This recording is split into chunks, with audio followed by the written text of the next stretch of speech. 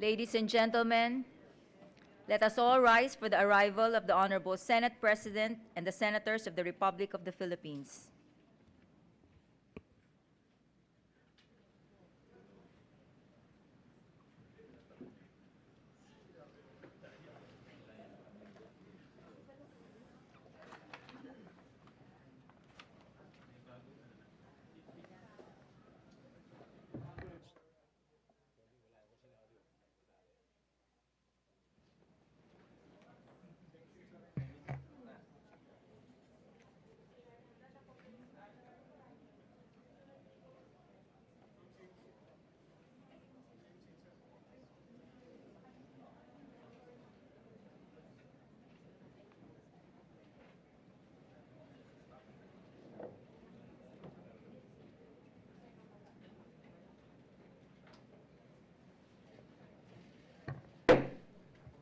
The second session of the Senate in the first regular session of the 18th Congress is hereby called to order.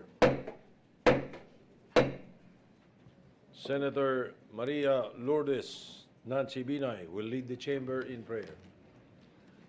Dakilang Diyos, buong pagpapakumbaba po kaming lumalapit sa inyo ngayong hapon para humingi ng inyong gabay sa pagbubukas ng aming sesyon.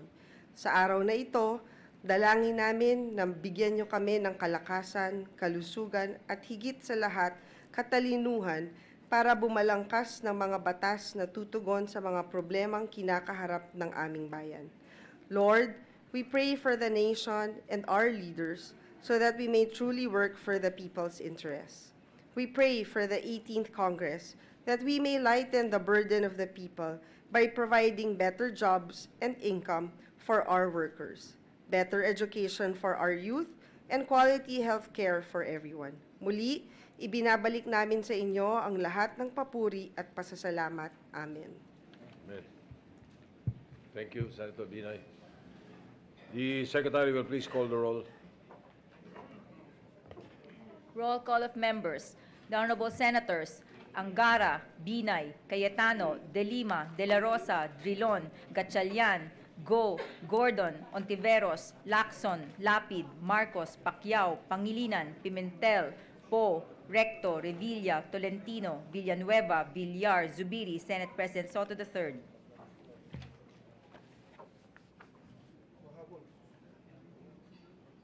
Meron?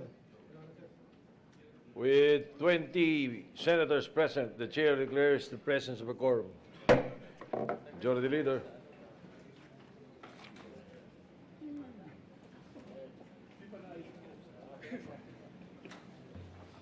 Thank you, Mr. President. Mr. President, I move that we dispense with the reading of the journal of the first session, Monday, July 22, 2019, and consider the same as approved.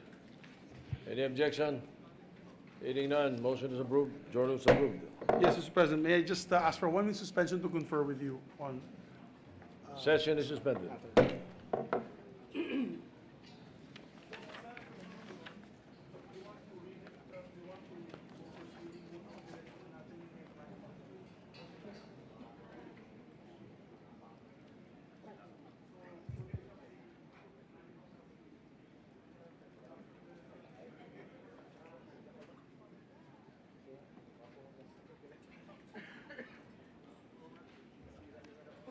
Uy, Manny.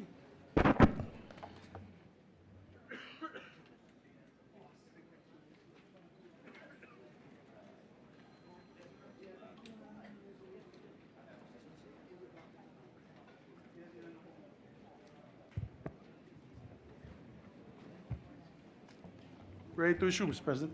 Session resumed.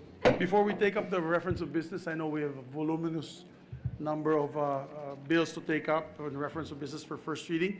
We first take up Senate resolutions for adoptions, particularly on the victorious, triumphant win of our colleague against Mr. Thurman and the United States. So with the permission of the body, Mr. President, I move to consider proposed Senate resolutions number 20, 21, 22, 25, and 26. I so move. These are resolutions filed by Senator Bongo, Senator Bong Revilla, Senator Mick Subiri, and Senator Nancy Binay. That is correct. Any objection? And Senator And Gordon. Senator Dick Gordon. Any objection? Hearing none, motion is approved. Consideration of the measure is in order. May we request the Secretary to read the title of the measure? The Secretary will read the title of the measure without prejudice to the insertion of the text of the resolution into Res- the records. Resolution congratulating international Filipino icon and boxing legend Senator Manny Pacquiao for defeating the reigning World Boxing Association WBA Super Welterweight champion Keith Thurman to claim the WBA Super Welterweight title in their boxing match held on July 21, 2019 at the MGM Grand Garden Arena in Las Vegas, Nevada, United States of America. Are there any sponsors to the measure? Majority Leader. Thank you, Mr. President. I believe some of our colleagues would like to sponsor the measure for Senator Pacquiao. Senator Gordon. You can say a few words. You can say a few words. Thank you, Mr. President. I have the greatest honor to and privilege to give recognition to our colleague and friend Senator Manny Pacquiao for his spectacular victory that shows that hard work pays, especially constant hard work, and therefore the victory is really, really earned. And that is what he's been doing all his life, Mr. President. Manny, I first met Manny when he was still a strapling fighter. Nobody was meeting him at the airport. I was Secretary of Tourism, and he was very, very young. And he won his bout, and he became famous after that. And from my observation of the gentleman from General Santos and from Sarangani, he has proven himself to be a great exemplar of, not just being what they call a gym rat, as they say in the parlance, but really shows that one who does his best, one who has ambition, can make his dreams come true. And not only his dreams, but the dreams of a country. Whenever he fights, he unites the nation, as has been proven many, many times in the past. And he not only entertains, he makes the young people realize that, if it is to be, it must be up to every individual Filipino who dreams great dreams. He has great dreams, but as Rudyard Kipling says, he doesn't make dreams his master, Mr. President. Now, Manny has now won, Mr. President, Senator Pacquiao has now won at least 8 different divisions, Mr. President. And I thought by winning this chapter again, being a welterweight champion, would put him really in a category of one of the immortals, especially for those who did not believe and who thought that Father Time has caught up with him. And I don't think hindi pa umaabot yung Father Time sa kanya, tinatalo niya pa si Father Time. But one of these days, he must realize also, as an advice from friends, that he is the only one who can judge himself when he hangs up his gloves. But in the meantime, that he has that ambition to do a lot more for the country by way of winning tremendous challenges. Like in this particular instance, he proved that even if it is trash talking in the interest of promotion, of promoting the fight, trash talk is not going to pay. And what pays is really skill. What pays is really dedication and hard work for the craft that he has chosen. And therefore, Keith Thurman learned the hard way. Of course, he was a willing patsy to be promoting the fight, but certainly a lot of people were not sorry for him when he got knocked down right away on the first round. I know my whole family jumped up with joy when Manny knocked the guy out, knocked him down in the first fight. Of course, there were other concerns in the middle of the fight when he was playing rope-a-dope a la Muhammad Ali, and he was also doing the Muhammad Ali shuffle in between rounds. And, certainly my wife Kate was always saying, oh, Manny, and always trying to find ways and means to make sure that Manny find a way to unraveling the problem. There is a picture of me when I was Secretary of Tourism, and look at how young Manny Pacquiao was.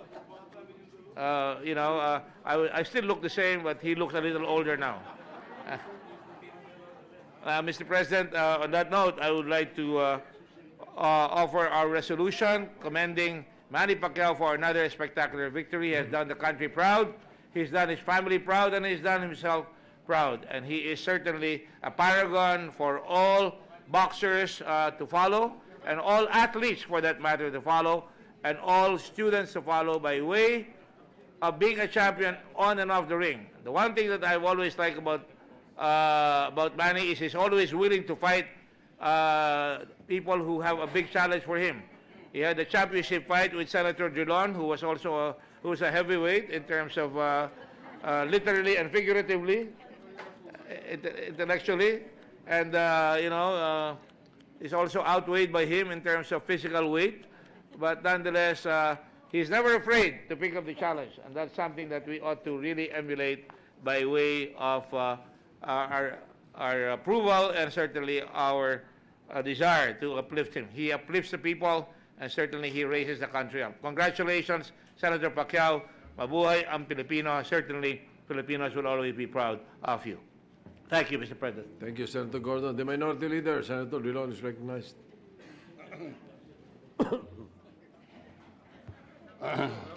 We join Senator Gordon in commending through this resolution our colleague Senator Manny Pacquiao.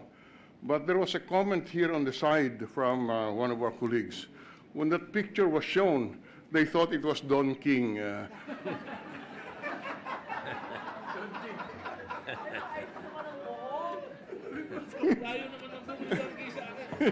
Well, that was the impression. Only the impression. What? The Only impression. the impression. Would the presiding officer concur with that impression? I do. I concur. Okay, thank you.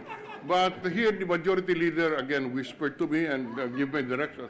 I didn't want to ask this question, but the majority leader insisted that I should ask it. He said, how much did Manny Pacquiao earn in this fight? At may reloss daw ba nakasama sa mga privilege communication. Okay. Thank you very much.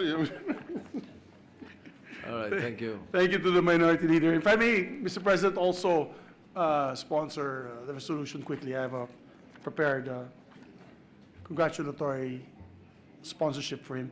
Mr. President, I rise before you to pay tribute to a legend who continues to proudly raise the Philippine flag in the international arena.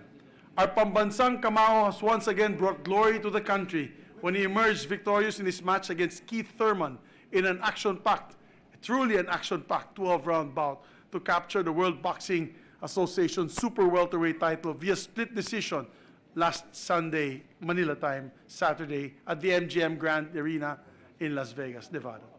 In his aggressive display of age-defying prowess, fighting spirit, and wallops, as quick and powerful as his younger opponent, Senator Pacquiao once again proved that he is a fighter's fighter and that it's not just his fist that brought him victories, but his intelligence, fairness, and nobility. Truly, Mr. President, he puts boxers half his age to shame. Mr. President, a Pacquiao fight smells of glory and country, not blood, not money. Although I'll ask him how much his purse was today. He has been a passionate and determined boxer even before he had an inkling that it would bring him global acclaim.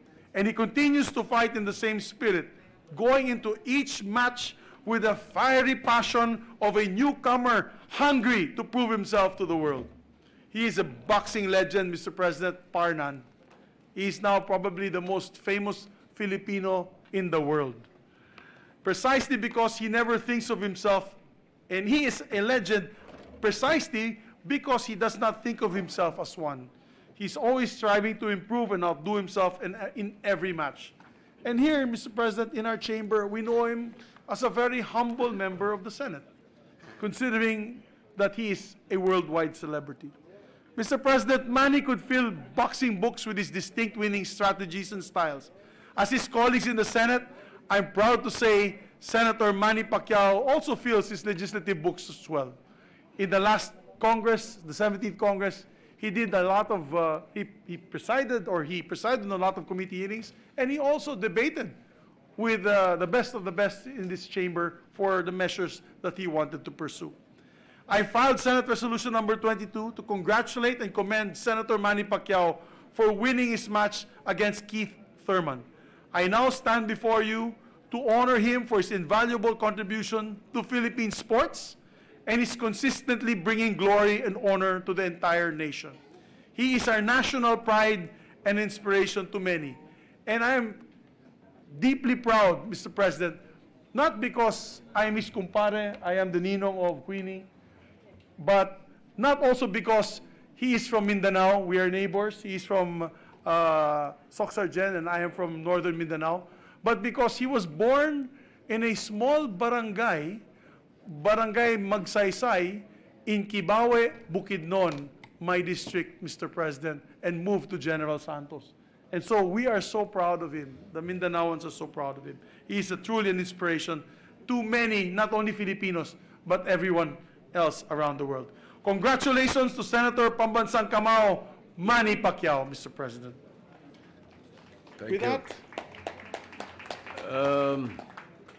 If there are no other co-sponsors, we would just like to add into the records that you mentioned of the distinguished gentleman from General Santos.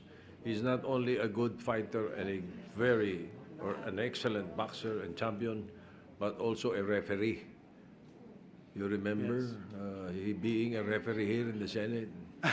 against me and Senator Trillanes. Yes, he's a Yes, very Mr. good President. referee also. If he was not around then, it would have been a different outcome, I think. Correct. We would have hugged each other. Correct. So, Senator Pacquiao has highlighted the favorite expression of Senator Drilon and Senator Gordon, and that is, age does not matter. Oo nga, Mr. President, naalala mo yung nangyari nun eh. Nung nagitna po siya sa amin ni Senator Trillanes, nung nahawakan ko yung braso niya, bato-bato eh. Sabi ko, hindi na ako gagalaw, baka sapakin ako ni Manny Pacquiao. At ako po yung Alright, magiging knockout numbers, pasama sa numbers ng knockout niya. But Mr. President, I have the clamor of all my colleagues in this chamber that they be made all co-authors, all of them be made co-authors of the resolution, Mr. President. So, So recorded. thank you, Mr. President. Mr. President, there are no other member wishes to interpolate and propose amendments to the measure. I move to adopt proposed Senate Resolution number 20, taking into consideration Senate Resolutions number 21, 22, 25, and 26 with all members of this chamber as co-authors. Any objection?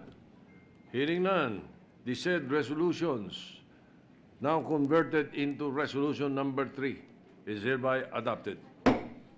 Thank you, Mr. President. Congratulations, Senator Pacquiao. May we recognize Senator Pacquiao for a few words. Senator Manny Pacquiao is recognized. Thank you, Mr. President. Thank you, my fellow senators and Senate family. Maraming salamat po sa inyong pagpupugay. Binabati ko rin po ang inyong liderato sa maayos na pagbubukas ng 18th Congress. Alay ko po sa Diyos at bayan ang aking pagkapanalo laban kay Thurman. Thank you for all your love and support. At 40 years old, I can still fight someone who is 10 years younger than me. I can still give a good fight and entertain the fans. The abilities and skills that I have are from the Lord. This is my ability, my power is given by God. And I think, and I believe that ability and power and responsibility has a purpose. In that purpose, Mr. President, I believe that to inspire the people, and I continue my boxing career for a purpose to inspire our people to rise above their limitations and overcome their circumstances. Marami po ang nagsabi na wala na po ang ibang pwedeng maging Manny Pacquiao. Ngunit naniniwala po ako na marami tayong mga magagaling na mga boksingero nag-antay lamang ng tamang oportunidad, naghihintay ng tulong, Mr. President. And Mr. President, it is high time for us to invest on our boxing talents who are loaded with potentials. The so-called diamonds in the rough can just be around the corner. nanawagan po ako sa naipasa natin ang Philippine Boxing Combat Sport Commission ngayong 18th Congress. With all our support to the creation of the commission, Philippines can be the boxing and combat sports capital of Asia and beyond. Mr. President, boxing is my passion and public service is my mission. I am ready to work with all of you in overcoming the challenges in the 18th Congress. Together as champions of the Filipino people, we shall emerge victorious. Patuloy ang laban para sa bayan. Maraming salamat, Mr. President. Thank you. Congratulations and thank you. Your manifestation does not mean that you want a return bout with the minority leader. Mr. President, may I ask for suspension so we can Yes. congratulate and approach And the... to give the Senator Pacquiao the Certificate. Senate resolution. Yes, sir. Session suspended.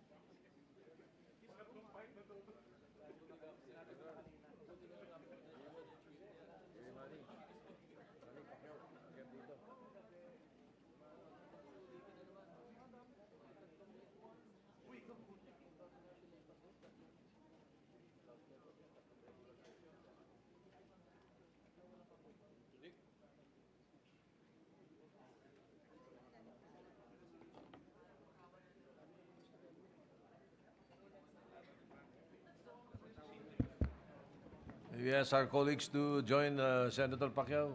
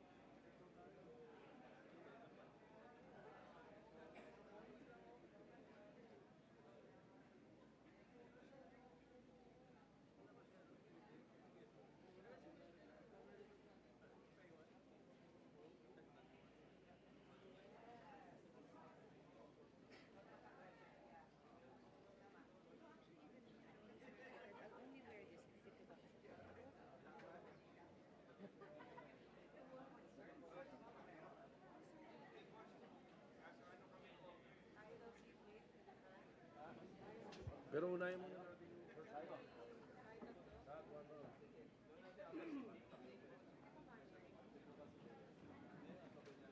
Election muna.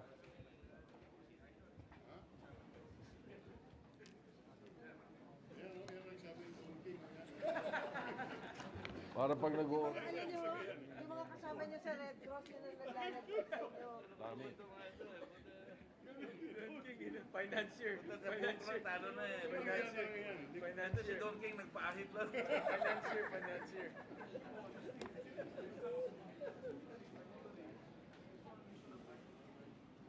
Hindi nakausap ni Manny si Don King. Hindi tulog siya, no?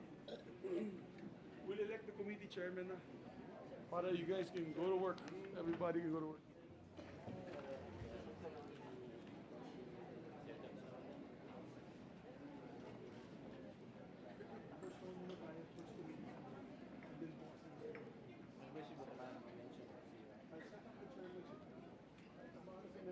Members may bigay lang naman sa kanya eh. Pinipili lang yan.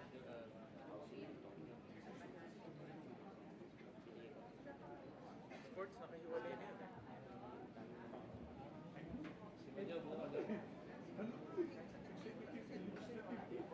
No branches.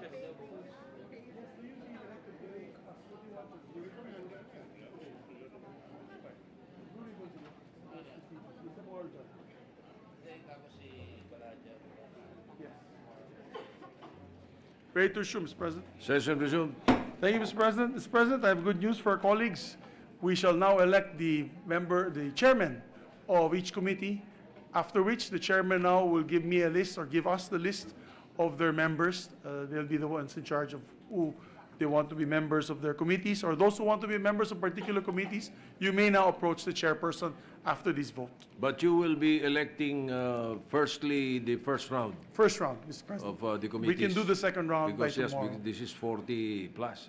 Because we 40. also are creating 3 new committees, one splitting the Education Committee, and we're creating a new committee called Sustainable Development Committee as well. We can do that after the resolutions are passed. Yes, sir. Yes, sir. Resolution amending the rules of the Senate. Yes, sir. So All the right. first round, Mr. You may President, we proceed, have no yes. problem. Mr. President, with the permission of the body pursuant to Rule 10, Section 13, in relation to Section 18 of the Senate Rules, I now move that we proceed with the organization of the various standing committees of the Senate by electing the chairpersons and members. I so move. Any objection? Hearing none, motion is approved. Thank you, Mr. President.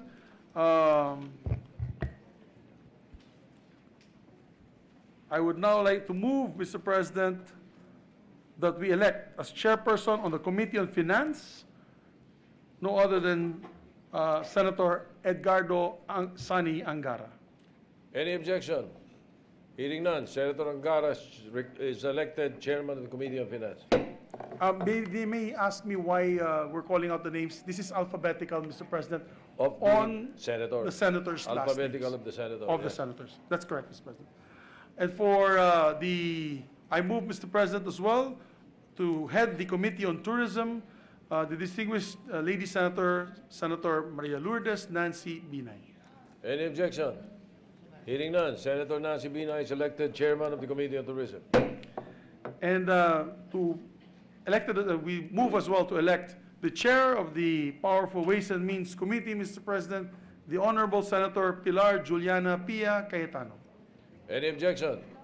Chair is none. Senator Pia Cayetano is elected chairman of the Committee on Ways and Means. Mr. President, also, we move to elect the chairperson of the Committee on Social Justice, Senator Laila De Lima. Any objection? Hearing none, Senator Laila De Lima is elected chairman of the Committee on Social Justice. Mr. President, I move that we elect the chair of the Committee on Public Order and Dangerous Drugs, no other than Senator Ronald Bato de la Rosa. Senator Ronald De La Rosa is elected chairman of the Committee on Public Order and Dangerous Drugs. Mr. President, I move to elect the chair of the Committee on Energy, no other than energetic, Senator Sherwin Gatchalian. Any objection? Chair hears none. Senator Sherwin Gatchalian is elected chairman of the Committee on Energy. Siya ang ating inchik anak mayaman, Mr. President, sa classroom na to. Siga ba? Hindi ito siga eh. I move to delete that on the records, Mr. President. That was just a joke. The joke is stricken off the record. You Mr. sound President. like a racist. You're starting to sound like Donald Trump. Sikat mo inchik na yun, Mr. President. Mr. President, I move to elect the committee chairman on the Committee on Health, no other than Senator Christopher Lawrence Bongo. Any objection? Hearing none, Senator Bongo is elected Chairman of the Committee on Health. Mr. President, I move that we elect the chairman on, I just want to make sure I get the title right, H, Blue Ribbon. I, G. Accountability of Public Officers and Investigations, no other than Senator Richard J. Gordon. Any objection?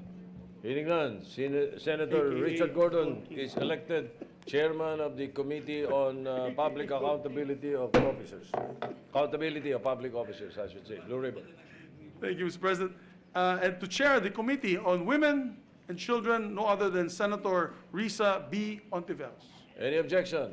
Hearing none, Senator Risa Ontiveros is elected Chairman of the Committee on Women. Mr. President, we move to elect the chair on the Committee on Defense, no other than Senator Panfilo M. Lacson, Mr. President. National Defense objection? and Security. Hearing none, Senator Pampilo Lacson is hereby elected Chairman of the Committee on Defense and Security. Mr. President, I move to elect as well the chair of the Committee on Games and Amusements, no other than Senator Lito Pinuno Lapid, Mr. President. Senator, any objection? Hearing none, Senator Lito Lapid is hereby elected Chairman of the Committee on Games and Amusements.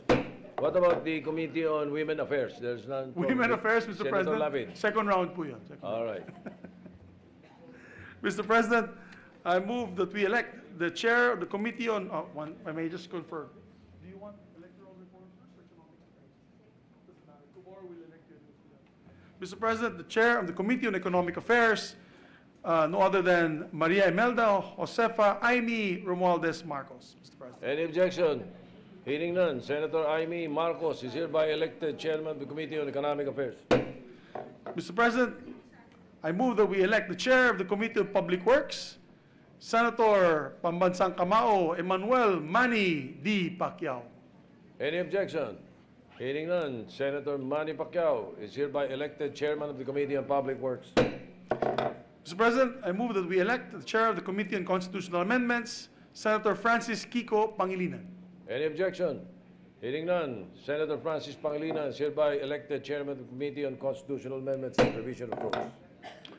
And to chair, Mr. President, the Foreign Relations Committee, I move that we elect Senator Aquilino Pimentel, Coco Pimentel III.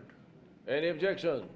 Chair is none. Senator Coco Pimentel is hereby elected Chairman of the Committee on Foreign Relations. Mr. President, to chair the Public Services Committee, I move that we elect Senator Grace Poe as chair. Any objection? Hearing none, Senator Grace Poe is hereby elected Chairman of the Committee on Public Services.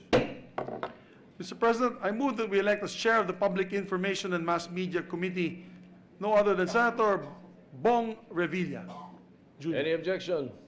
Hearing none, Senator Bong Revilla is hereby elected Chairman of the Committee on Public Information and Mass Media. That's one. Mr. President, I move to elect the chair of the Committee on Local Government, no other than Senator Francis N. Tolentino. Any objection? Chair is none. Senator Francis Tolentino is hereby elected Chairman of the Committee on Local Government. Mr. President, I move that we elect the chair of the Committee on Labor, no other than Senator Joel Villanueva. Any objection? Hearing none, Senator Joel Villanueva is elected Chairman of the Committee on Labor. Mr. President, I move that we elect the chair of the Committee on Agriculture, Food, no other than Senator Cynthia Villar. Any objection? Hearing none, Senator Cynthia Villar is hereby elected Chairman of the Committee on Agriculture and Food. Mr. President, that is for the first round. And tomorrow we'll elect the other chairmanships on the second round, on their second choices. What about the committee, the creation of the committees that... Yes, once we read out the resolutions that we filed, Mr. President, here on the reference of business, the Rules Committee will act on it as soon as possible. Hopefully tomorrow we can bring this out in plenary. All right, just as a reminder to our colleagues, the chairman and the committees, including their memberships, are elected, are chosen and elected by the Senate. So we asked the chairman to prepare the list. And the chairman of the committees may designate the vice chairman or vice chairman of their committees. And they are authorized to create subcommittees as necessary. Just as a reminder to our colleagues. How about the percentage of minority members? But this is for the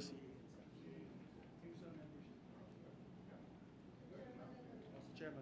Okay, thank you, Mr. President. Just to remind also the chairpersons that there is a rule that we follow, that there's a percentage of the majority members and also a percentage of our Yes. minority members. Yes. The chairman may request the copies through the secretariat on the number of members of minority, a number of minority members per committee, depending on Right. the number of members per committee. Mr. President. May we are, the secretariat is hereby directed to give copies to each chairman the number of members that they should have as far as majority and the minority are concerned. That's correct, Mr. President. Thank you. And if they can give it as soon as possible, so that we can already organize the committee, they can go down to, straight to work Yes, it and will. do their committee hearings. Yes, also as a reminder, it depends on the number of members that they have in their committees. So it is best that they look into the rules of the Senate and find out how many members they should have in their committees. Thank you, Mr. President. Right. There's a manifestation that the minority floor leader would like to make. He gave me the list. If I may be allowed to read it, Mr. President, this is on the representation of the CA and the SET All right, for the part of the minority. all right. As Mr. President, as manifested in yesterday's session, 4 senators to comprise the minority bloc in the Senate of the 18th Congress, namely Senators Pangilinan, De Lima, Hontiveros, and the distinguished minority leader, Senator Frank Dulon. Based on the rules of proportional representation prescribed by the Constitution, the minority is entitled to 2 seats in the Commission on Appointments and 1 seat at the Senate Electoral Tribunal. Yes, that is placed on record. Yes. 1 second. You want to designate already? Plano namin Monday pa. Mr. President, the minority leader would like to, if with the permission of the body, already designate their members to these particular bodies. I see no reason why they should not, and they could not. Thank you, Mr. President. Yes. For the first regular session, which is July 1, 2019 to June 30 of 2020, to the Commission appointments, it's Senators Pangilinan and Hontiveros. And to the Senate Electoral Tribunal, Minority Floor Leader, Senator Frank Dulon. And for the second regular session, July 1, 2020 to 30th of 2021, to the CA will be, Commission appointments will be Honorable Dulon and Hontiveros, and to the SET, Honorable Pangilinan. And on the third regular session, from July 1, 2021 to June 30 of 2022, to the Commission appointments is Senator Dulon and Pangilinan, and to the SET is Senator Hontiveros. For the record, Mr. President. All right. We place that on record, and if there is no objection, it is so noted and recorded. Thank you, Mr. And President. the Secretariat is hereby directed to inform the Commission on Appointments and the Senate Electoral Tribunal of the elections of the members coming from the members of the minority. Thank you, Mr. President. We just have some guests that we'd like to recognize. Before we take up the reference of business, we have cooperative leaders here from cooperators from Luzon, Visayas, and Mindanao under the Co-op-NATCO. They're here visiting us today. We also have our Human Resources Department of the Provincial Government of Pampanga. Guest of Senator Lapid are here also with us today. And we have Vice Mayor Nash Abpi and Councilor Datu Tan Kasim of Datu Piang, Maguindanao, also visiting the Senate today, Mr. President. And with that, I move for the reference of business, Mr. President. All right. Before we act on the motion and conduct the reference of business, we are hereby directing the Secretariat to give each member of the Senate a copy of the computation that has already been prepared by the Senate Secretariat. The Senate is composed of 20 members in the majority and 4 in the minority. And in a committee of 19, 15.83 members of the majority and 3 minority slots. And for the lowest, which is 7, it's 5 members for the majority and 1 for the minority. There is a long list, so we're asking that each member be given, the Yes. chairman be given. All right? We'll make sure that the Secretariat, Mr. President, give each chairperson the number of members that they can add to their committees, and the proper ratio between minority and majority. As well as, Mr. President, there's no prohibition in our rules on the number of vice chairmen. So they can Designate the vice chairman. designate their vice chairman, Mr. Yes, President. for any concerns. That's correct, Mr. President. And also, reminder to the chairpersons of the committees, we've done this in the past. We've created subcommittees. So if there are certain advocacies that you have in a particular committee, if the chairperson, this is for the benefit of the new legislators, if the chairperson want to tackle a bill that they feel is very strong, feel strongly about, they can actually ask the committee chairperson to designate them as the subcommittee chair of this particular bill. So as what Senator Angara graciously did for me when I sponsored the Bangsamoro Organic Law under his committee, the Committee on Local Government. So they can also discuss it amongst themselves, and we can come up with the subcommittees, Mr. President. All right, thank you. And just as an overview, as I mentioned in my opening, in my acceptance speech, Senate is made up of 24 independent republics. As a matter of fact, you don't have to be a member of any committee to participate in any committee. That's or correct. any concern. You can sponsor, you can debate, you can interpellate any committee and any concern as long as it's within the Senate. Exhibit A and Exhibit B is Senator Drilon and Senator Recto. They both don't have committees, but they have participated in all hearings and all debates and have sponsored and authored many laws in the Senate. That's correct. Just as an overview. Absolutely, Mr. President. Thank you. So I move So to... the motion is to proceed with the That's correct. reference of business. The Secretary is directed to proceed with the reference of business.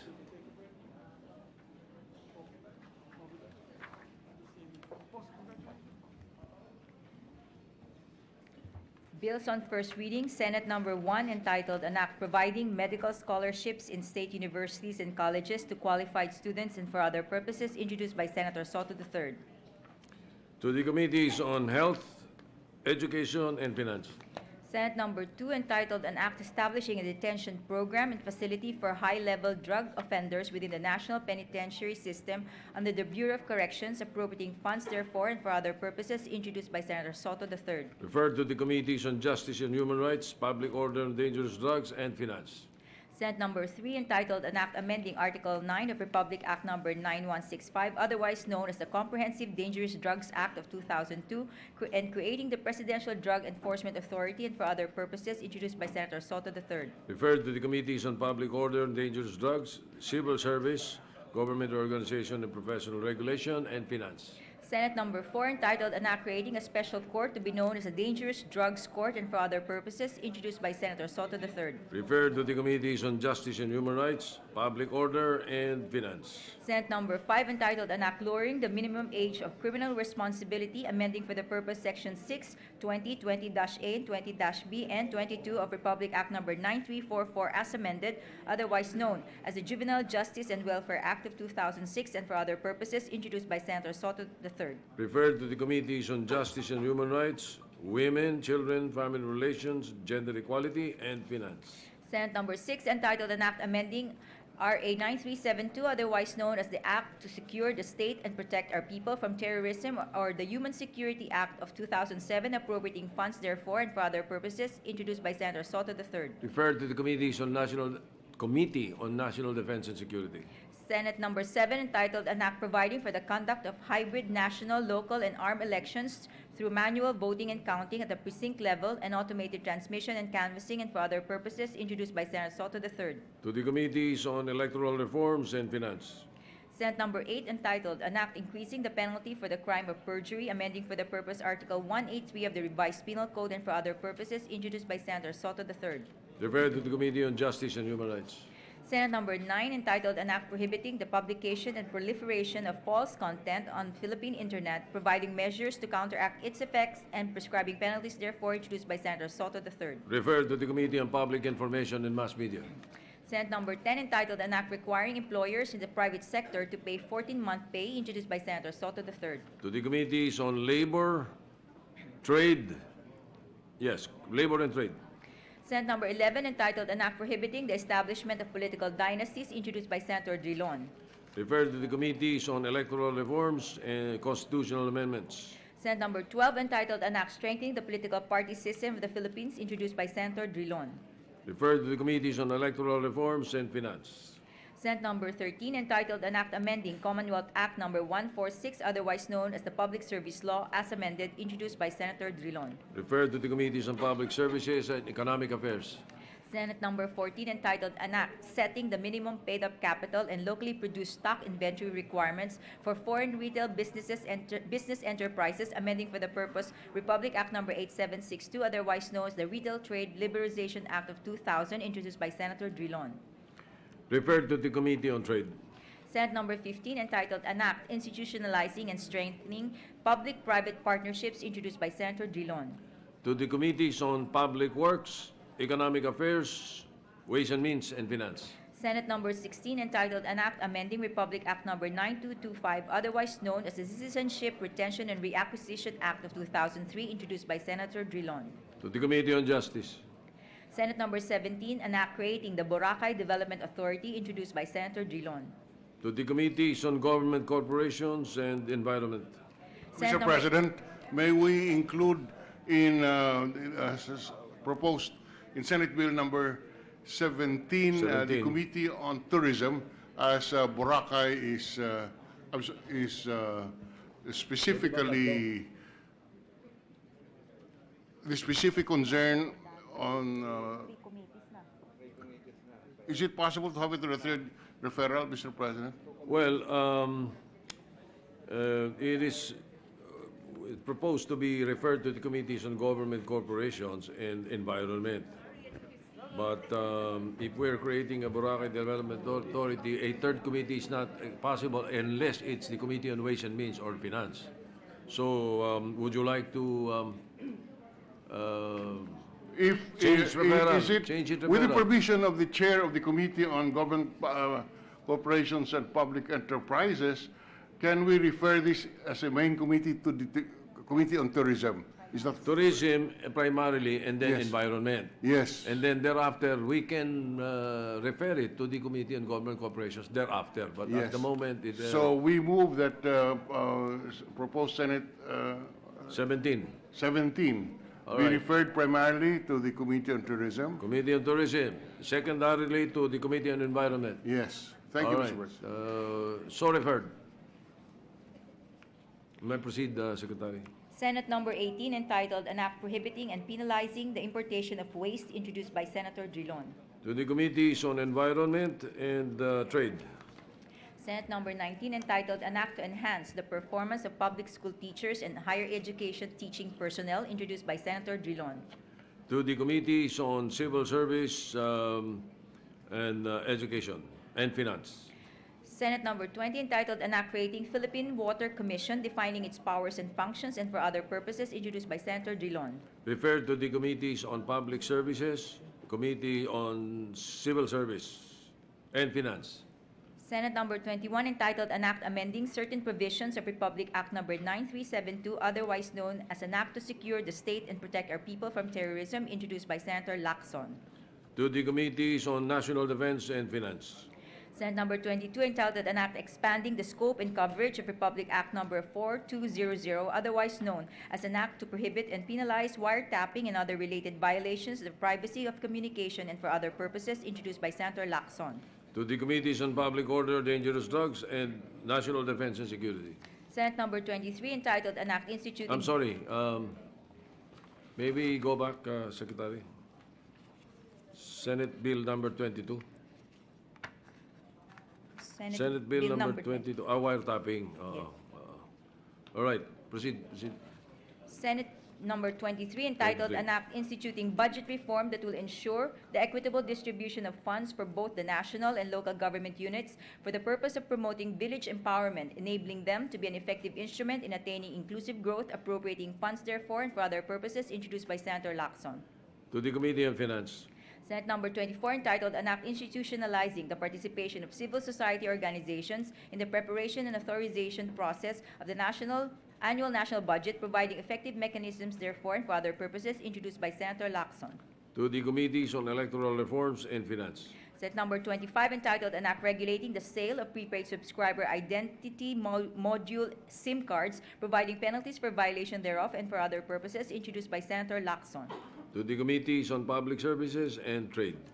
Senate number 26, entitled An Act to Amend Section 2 of Republic Act number 1405, otherwise known as the Secrecy of Bank Deposits Law, exempting government officials and employees from the prohibition against disclosure of or inquiry into deposits with any banking institution and for other purposes, introduced by Senator Lacson. Referred to the Committee on Banks, Financial Institutions, and Currencies. Senate number 27, entitled An Act Reinstituting Death Penalty in the Philippines, introduced by Senator Lacson. Referred to the Committees on Justice and Constitutional Amendments. Senate number 28, entitled An Act to Amend Articles 180, 183, and 184 of Section 2, Chapter 2, Title 4 of Act number 3815, otherwise known as the Revised Penal Code as amended, introduced by Senator Lacson. To the Committee on Justice and Human Rights. Senate number 29, entitled An Act Providing for Parent Support and for Other Purposes, introduced by Senator Lacson. To the Committee on Women. Senate number 30, entitled An Act Prohibiting the Establishment of Political Dynasties, introduced by Senator Lacson. To the Committees on Electoral Reforms and Constitutional Amendments. Senate number 31, entitled An Act Creating the Coconut Farmers and Industry Trust Fund, providing its management and utilization and for other purposes, introduced by Senator Pangilinan. To the Committees on Agriculture and Finance. Senate number 32, entitled An Act Creating a Department of Fisheries and Aquatic Resources, providing for its powers and functions and for other purposes, introduced by Senator Pangilinan. To the Committees on Agriculture, Civil Service, and Finance. Senate number 33, entitled An Act Providing Post-Harvest Facilities to Rice Farmers, introduced by Senator Pangilinan. To the Committees on Agriculture, Public Works, and Finance. Senate number 34, entitled An Act Amending Republic Act number 0068, or the Organic Agriculture Act of 2010, introduced by Senator Pangilinan. To the Committee on Agriculture. Senate number 35, entitled An Act to Provide Compensation to Farmers Who Suffer from Recurrent Disasters and Calamities, to sustain agricultural credit and financing, and to ensure food security by making insurance mandatory for palay and other essential crops, amending for the purpose Section 4 Presidential Decree number 1467 as amended by Republic Act number 8175, or the Revised Charter of the Philippine Crop Insurance Corporation, PCIC Act of 1995, for other purposes, introduced by Senator Pangilinan. Referred to the Committees on Agriculture and Government Corporations. Senate number 36, entitled An Act Providing for the Management, Control, Regulation, and Utilization of Rainwater Runoff and the Improvement of Ecological Characteristics of Catchments to address flooding and water supply needs in urban and rural centers, and creating the necessary institutional mechanisms therefore, introduced by Senator Pangilinan. To the Committee on Public Works. Senate number 37, entitled An Act Providing for Additional Support and Compensation for Educators in Basic Education, introduced by Senator Pangilinan. To the Committees on Education, Civil Service, and Finance. Senate number 38, entitled An Act Instituting a National Land Use Policy, providing the implementing mechanisms therefore and for other purposes, introduced by Senator Pangilinan. To the Committees on Environment, Urban Planning, and Finance. Senate number 39, entitled An Act Creating the Department of Disaster and Emergency Management, defining its powers and functions, appropriating funds therefore and for other purposes, introduced by Senator Pangilinan. To the Committees on National Defense, Civil Service, and Finance. Senate number 40, entitled An Act Regulating the Manufacturing, Importation, and Use of Single-Use Plastic Products and providing penalties, levies, and other incentive system for industries, business enterprises, and consumers thereof, introduced by Senator Pangilinan. Referred to the Committees on Environment, Trade, Ways and Means, and Finance. Senate number 41, entitled An Act Providing Medical Scholarship to Qualified Students in All Municipalities, established for this purpose the One Town, One Doctor Scholarship Program, appropriating funds therefore and for other purposes, introduced by Senator Recto. To the Committees on Health, Education, and Finance. Senate Number 42, entitled An Act Institutionalizing the Grant of a Teaching Supplies Allowance for Public School Teachers and Appropriating Funds Therefore, introduced by Senator Recto. Referred to the Committees on Civil Service, Education, Ways and Means, and Finance. Senate Number 43, entitled An Act Authorizing the Grant of a Full Crop Insurance Coverage to Qualified Beneficiaries of the Comprehensive Agrarian Reform Program, amending for the purpose Section 14 of Republic Act Number 9700, otherwise known as the Comprehensive Agrarian Reform Program Extension with Reforms, introduced by Senator Recto. Referred to the Committees on Agrarian Reform and Finance. Senate Number 44, entitled An Act Rationalizing the Economic Regulation of Water Utilities, creating the Water Regulatory Commission and for other purposes, introduced by Senator Recto. To the Committees on Public Services, Civil Service, and Finance. Senate Number 45, entitled An Act Promoting Open Access in Data Transmission, providing additional powers to the National Communications Commission, NTC, and for other purposes, introduced by Senator Recto. To the Committees on Science and Technology and Public Services.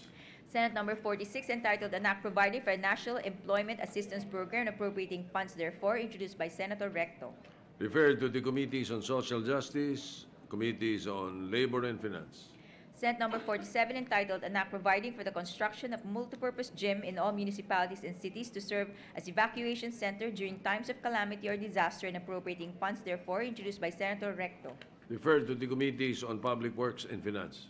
Senate Number 48, an act reducing the cost of electricity for national government offices by promoting the development and utilization of solar energy in all government buildings and offices, providing funds therefore and for other purposes, introduced by Senator Recto. Referred to the Committees on Energy, Civil Service, and Finance. Senate Number 49, entitled An Act Adjusting the Salary Schedule of Civilian Personnel in the Government and for other purposes, introduced by Senator Recto. To the Committees on Civil Service and Finance. Senate Number 50, entitled An Act Allowing the Use of Motorcycles as Public Utility Vehicles, amending for the purpose Republic Act Number 4136, otherwise known as the Land Transportation and Traffic Code, introduced by Senator Recto. Referred to the Committee on Public Services. Resolutions.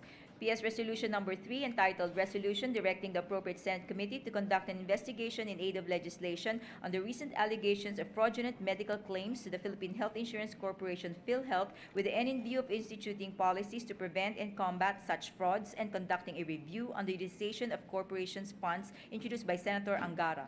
Referred to the Committee on Accountability of Public Officers and Investigations.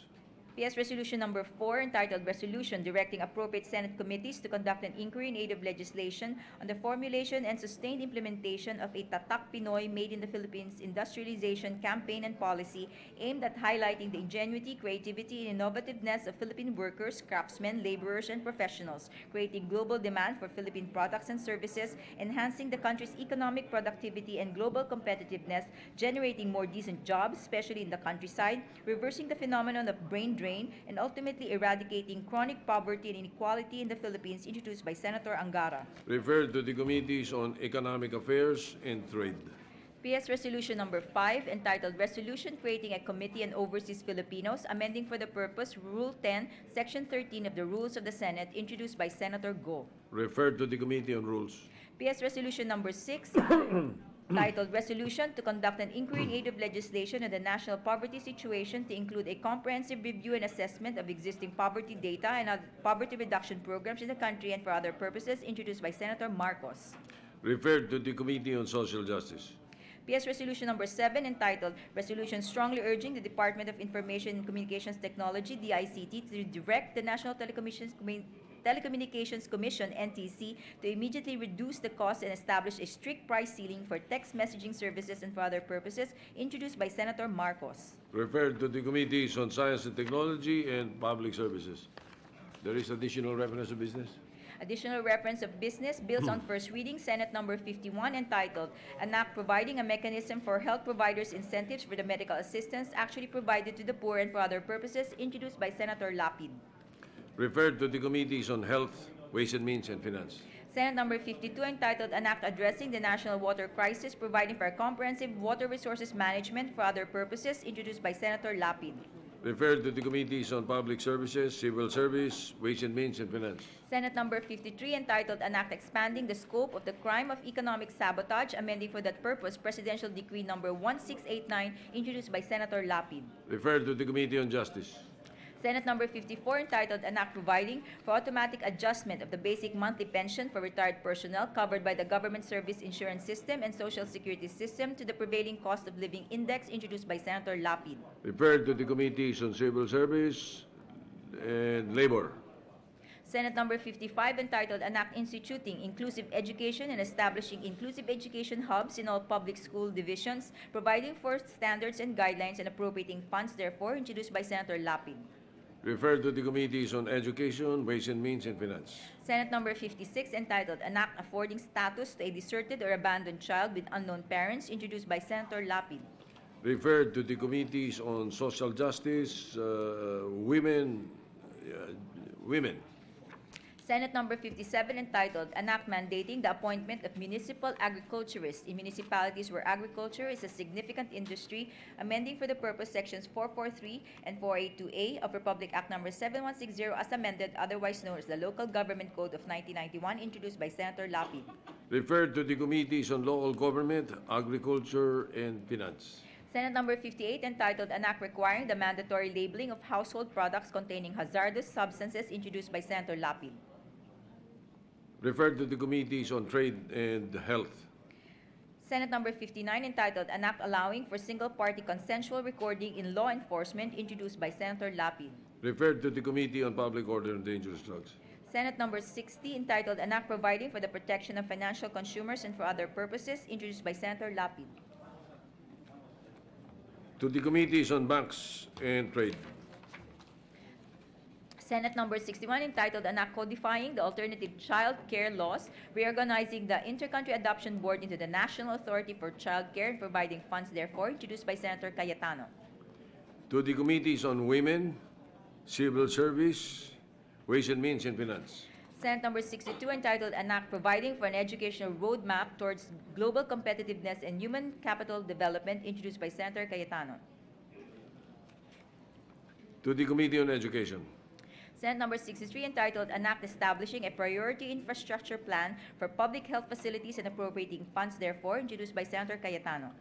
Referred to the Committees on Health, Public Works, and Finance. Senate Number 64, entitled An Act Establishing a Priority Infrastructure Plan for State Universities and Colleges and appropriating funds therefore, introduced by Senator Cayetano. To the Committees on Education, Public Works, and Finance. Senate Number 65, entitled An Act Providing for the Development of Sustainable Cities and Communities in the Country and for Other Purposes, introduced by Senator Cayetano. Referred to the Committee on Urban Planning, Housing, and Resettlement. Senate Number 66, entitled An Act Promoting Sustainable and Alternative Modes of Transportation and Other Mobility Options to Improve Air Quality, Increase Efficiency, Reduce Congestion, and Contribute to Positive Health Impacts in Our Society, introduced by Senator Cayetano. Referred to the Committees on Public Services and Finance. Senate Number 67, entitled An Act Recognizing the Foreign Decree of Termination of Marriage and Allowing its Subsequent Registration with the Philippine Civil Registry, amending for the purpose of Executive Order Number 209, otherwise known as the Family Code of the Philippines, introduced by Senator Cayetano. Referred to the Committee on Women. Senate Number 68, entitled An Act Ensuring the Fundamental Equality of Men and Women under the Laws of Marriage and Family Relations, amending for the purpose Executive Order Number 209, otherwise known as the Family Code of the Philippines and for other purposes, introduced by Senator Cayetano. Referred to the Committee on Women. Senate Number 69, entitled An Act Instituting Inclusive Education, Establishing Inclusive Education Learning Resource Centers for Children and Youth with Special Needs in all public school divisions, providing for standards and guidelines and appropriating funds therefore, introduced by Senator Cayetano. Referred to the Committees on Education, Women, and Finance. Senate Number 70, entitled An Act Providing for Additional Support and Compensation for Educators in Basic Education, introduced by Senator Cayetano. To the Committees on Education, Government, Civil Service, and Finance. Senate Number 71, entitled An Act Providing for a 125 peso daily across-the-board increase in the salary rates of employees and workers in the private sector and for other purposes, introduced by Senator Revilla Jr. Referred to the Committee on Labor. Mr. President, Senator Cayetano is recognized. I just have a manifestation. Yes. Given that the Majority Floor Leader had mentioned that the Committee on SDG would be formed in due time. May I just put on record that we will review the referrals in case, not just for the bills I filed, but for all other bills that have been already read into the record for purpose of first reading, to be reviewed for possible referral to the Committee on SDGs. Thank you. Correct. Indeed, that is correct. We would like to inform, direct the Secretariat to review, or the Bills and Index to review again, once there is a 2 or 3 other committees that have been created as soon as we do so. All right, you may proceed, Secretary. Senate number 72, entitled An Act Lowering the Mandatory and Optional Retirement Age of Government Employees, amending for this purpose Sections 13B and 13A of Republic Act number 8291, otherwise known as the Expanded Government Service Insurance System Act of 1997, introduced by Senator Revilla Jr. To the Committees on Government, Corporations, and Civil Service. Senate number 73, entitled An Act Establishing a Special Hospital for Overseas Filipino Workers and Their Dependents, appropriating funds therefore and for other purposes, introduced by Senator Revilla Jr. To the Committees on Economic Affairs, Local Government, Ways and Means, and Finance. Senate number 74, entitled An Act Oh, Directing... I'm sorry. You were pertaining to 73. 73 is referred to the Committees on Health, Labor, Ways and Means, and Finance. 74 now. Senate number 74, entitled An Act Directing the Conversion of Sangli Point in Cavite City into an International Logistics Hub, introduced by Senator Revilla Jr. This one is referred to the Committees on Economic Affairs, Local Government, Ways and Means, and Finance. Senate number 75, entitled An Act Institutionalizing the Grant of a Teaching Supplies Allowance for Public School Teachers and appropriating funds therefore, introduced by Senator Revilla Jr. To the Committees on Civil Service, Education, and Finance. Senate number 76, entitled An Act Exempting Drugs and Medicines Prescribed for Mental Health Conditions from Value-Added Tax, amending for the purpose Section 109 of the National Internal Revenue Code of 1997, as amended, introduced by Senator Revilla Jr. To the Committee on Ways and Means. Senate number 77, entitled An Act Providing Barangay Officials, including Barangay Tanods, members of the Luponan Tagapamayapa, Barangay Health Workers, and Barangay Daycare Workers a retirement benefit, introduced by Senator Revilla Jr. To the Committees on Local Government and Finance. Senate number 78, entitled An Act Establishing the Books for the Barrios Program and appropriating funds therefore, introduced by Senator Revilla Jr. To the Committees on Education, Local Government, and Finance. Senate number 79, entitled An Act Amending Title 5, Book 3 of Republic Act number 7160, otherwise known as the Local Government Code of 1991, proposing a permanent item for a disaster officer in every local government unit, introduced by Senator Revilla Jr. To the Committee on Local Government. Senate number 80, entitled An Act Establishing an On-Site, In-City, or Near-City Resettlement Program for Informal Settlers' Families in accordance with the People's Plan and mandating relocating local government units to provide other basic services and livelihood components in favor of the recipient local government unit, amending for the purpose Republic Act number 7279, otherwise known as the Urban Development and Housing Act of 1992, as amended, introduced by Senator Revilla Jr. Referred to the Committees on Urban Planning and Local Government. Senate number 81, entitled An Act Strengthening the Youth Social Welfare Programs and Extending the Scope of Reformation and Rehabilitation of Children in Conflict with the Law, amending for the purpose Republic Act number 9344 as amended and other related laws, appropriating funds therefore and for other purposes, introduced by Senator Gordon. To the Committees on Justice, Women, and Finance. Senate number 82, entitled An Act Establishing the Right of Children for the Establishment of their Filiation, requiring therefore mandatory paternity tests for the determination of the filiation, introduced by Senator Gordon. To the Committee on Women, Children, Family Relations, and Gender Equality. Senate number 83, entitled An Act Granting Temporary Residency Status to Certain Aliens in the Philippines under Certain Conditions, introduced by Senator Gordon. To the Committees on Justice and Ways and Means and Finance. Senate number 84, entitled An Act Providing for the Protection, Security, and Benefits of Whistleblowers, appropriating funds therefore and for other purposes, introduced by Senator Gordon. To the Committee on Justice and Finance. Senate number 85, entitled An Act Requiring and Regulating the Use of Wearable Body Cameras and Dashboard Cameras by Law Enforcement Officers in the course of conducting a search or making an arrest, providing funds therefore and for other purposes, introduced by Senator Gordon. Referred to the Committees on Public Order, Dangerous Drugs, and Finance. Senate Number 86, entitled An Act Amending RA 8972, also known as the Solo Parents Welfare Act of 2000, enhancing the program for solo parents and their children, appropriating funds therefore and for other purposes, introduced by Senator Gordon. To the Committees on Women, Social Justice, and Finance. Senate Number 87, entitled An Act Providing for an Opt-out System of Organ and Tissue Donation, promoting the right to health, providing penalties therefore and for other purposes, introduced by Senator Gordon. To the Committees on Health and Finance. Senate Number 88, entitled An Act Institutionalizing an Emergency Medical Services System, EMSS, creating for the purpose the National EMSS Council and appropriating funds therefore, introduced by Senator Gordon. To the Committees on Health, Local Government, and Finance. Senate Number 89, entitled An Act Increasing the Number of Rays of the Sun on the Philippine Flag from 8 to 9, amending for this purpose Republic Act Number 8491, otherwise known as the Flag and Heraldic Code of the Philippines, introduced by Senator Gordon. Referred to the Committee on Education. Senate Number 90, entitled An Act Creating the Lake Lanao Development Authority, defining its powers, functions, and duties, and for other purposes, introduced by Senator Gordon. To the Committees on Government Corporations, Economic Affairs, Ways and Means, and Finance. Senate Number 91, entitled An Act Abolishing the Travel Tax, introduced by Senator Pimentel. Committees on Ways and Means, Tourism, and Finance.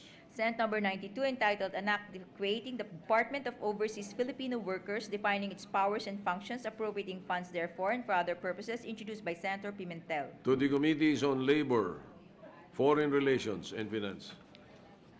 Senate Number 93, entitled An Act Instituting the Expanded Balikbayan Program, amending for the purpose Republic Act Number 6768 as amended by Republic Act Number 9174 and for other purposes, introduced by Senator Pimentel. Referred to the Committees on Ways and Means and Tourism. Senate Number 94, entitled An Act Providing for a Value for Money Procurement, amending for the purpose Republic Act Number 9184, otherwise known as the Government Procurement Reform Act and for other purposes, introduced by Senator Pimentel. To the Committee on Finance. Senate Number 95, An Act Providing a Socialized Microfinancing Program for Microenterprises, thereby promoting entrepreneurship, introduced by Senator Pimentel. Referred to the Committees on Trade and Finance. Senate Number 96, entitled An Act Providing for a Magna Carta for Barangays. To the Committees on Local Government, Ways and Means, and Finance. Senate Number 97, an act providing for the share in the national taxes of local government units, amending for this purpose Republic Act Number 7160, otherwise known as the Local Government Code of 1991, introduced by Senator Pimentel. To the Committees on Local Government, Ways and Means, and Finance. Senate Number 98, entitled An Act Banning the Importation of Solid Waste, introduced by Senator Pimentel. To the Committees on Environment and Trade and Finance. Senate Number 99, entitled An Act Integrating Computer Science in the Curriculum of the Enhanced Basic Education K-12 Program, appropriating funds therefore and for other purposes, introduced by Senator Pimentel. To the Committees on Education, Science and Technology, and Finance. Senate Number 100, entitled An Act Converting the National Center for Geriatric Health into a corporate body to be known as the National Center for Geriatric Health and Research Institute and appropriating funds therefore, introduced by Senator Pimentel. Referred to the Committees on Government Corporations, Health, Ways and Means, and Finance.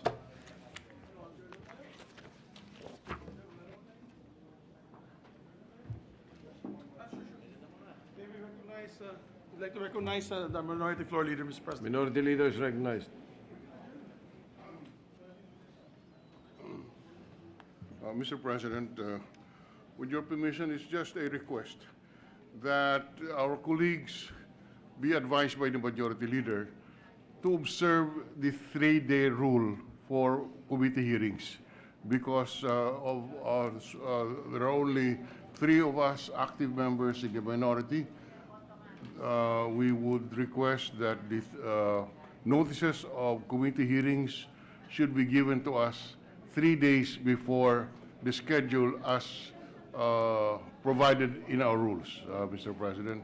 Just a reiteration. And second, Mr. President, we had a practice in the 17th Congress that the Office of the Majority Leader will provide the Office of the Minority Leader the agenda for the week. And that is given on a Thursday, the week before, in order to enable us sufficient time to review and study the bills that is proposed to be on the floor on the week after. So those 2 requests, Mr. President, one is the strict observance of the 3-day rule, and second, that our practice of providing us a list of the bills that will be taken up on the floor be provided the office of the minority leader the Thursday before the week. Thank All you, right, Mr. just President. as a clarification, when you pertain to the 3-day rule, when you say 3-day, it is a day, not a working day. Well, it's a little Calendar day. let's say, except that, theoretically, it can be given on a Friday and the hearing is on Monday. Yes, that is what I mean. Is that acceptable or not? That may be difficult, Mr. President. We submit to the fair judgment of the chair on that point. Senator Pia Cayetano is recognized before we make a ruling. Thank you, Mr. President. If I may just add to the suggestions of the Minority Floor Leader, I personally would recommend that we adopt a Thursday as a general rule so that we all have time to fix our schedule because many of us would like to attend those hearings. I also know because I was quickly glancing through the rules, and I'm not aware that we have a specific time for the hearings. The late father of our colleague, Senator Angara, my favorite, my mentor, used to hold hearings, I think, at 8 a.m., which was very difficult for me to attend. So at least can we have some ground rules so that, unless, I know some chairpersons are morning persons, some are not, but at least we have a basic so that I don't have to make pakiusap pa na pwede wag 8 o'clock or, what's our rule on that? Is Perhaps, the norm 9 a.m.? All right, in that particular case, perhaps we can discuss that in a caucus Yes. so that we can hear everyone's Thank you, Mr. concern President. on the preferable time for them. But as far as the question of the minority leader is concerned, I think we can just meet halfway. 3-day rule except a Sunday. In other words, if your notice is on a Thursday, you can conduct a hearing on Monday. Yes. All right? Except, Mr. President, we'll just appeal We to the remove minority. Sunday out of the equation. In other words, you submit a resolution or a notice on Saturday, you can only have a hearing on Wednesday. All right? Yes. Oh, yeah, pasok sa 3-day rule. If the notice is on Thursday, we can hear on Monday. So, parang ganun. Oh, Yes. Thursday, Friday, Monday. That's the trade. In other words, if the notice is given on a Thursday, the earliest that the committee hearing can be held is a Monday. Is a Monday, correct? And therefore, if the notice is given on a Friday, You cannot conduct on a Monday, Tuesday dapat, Tuesday. yeah, Tuesday. It should be on All a right? Tuesday. Okay, Can thank we you. agree on that?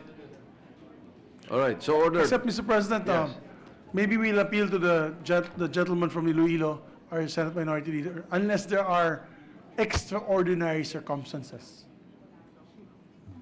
Sometimes there are hearings and investigations that need to be conducted immediately. Mr. President. All right. Okay, of course, that will be the rule. That will be the rule, the 3-day. In other words, what you are saying is that it has to be a unanimous Yes, with the permission agreement. of the body. No? With the Because permission. if there is one who objects, then we have to follow the Yes. 3-day rule. Yes, The 3-day rule that we so order now. yes. All Unless right? everybody's okay. Any objection? Hearing none, so ordered. Thank you, Mr. President. With that, we do not have any other official business for the day, Mr. President. We just enjoin our colleagues to start organizing their committees and their memberships so that we can elect them as we go on, especially tomorrow. After we elect the rest of the committees tomorrow, they elect That's the correct, chairman Mr. of the President. committees. But if they're ready already with the committees that they were given today, we can also elect the members tomorrow. All right. And then the committees that you are creating, amending the rules, are you ready tomorrow? Will you be We'll be ready tomorrow? by tomorrow, Mr. All right, President. very good. Thank you. I hope we do it by 3 o'clock. All right, Thank you. Any, So, Mr. anything President, else? we move to adjourn session until 3 o'clock in the afternoon of Wednesday, 24th of July, 2019. I so move, Mr. President. Yeah. Congratulations to all the new chairpersons. Any objection? Hearing none. The session is adjourned until 3 o'clock in the afternoon of Wednesday, July 24, 2019.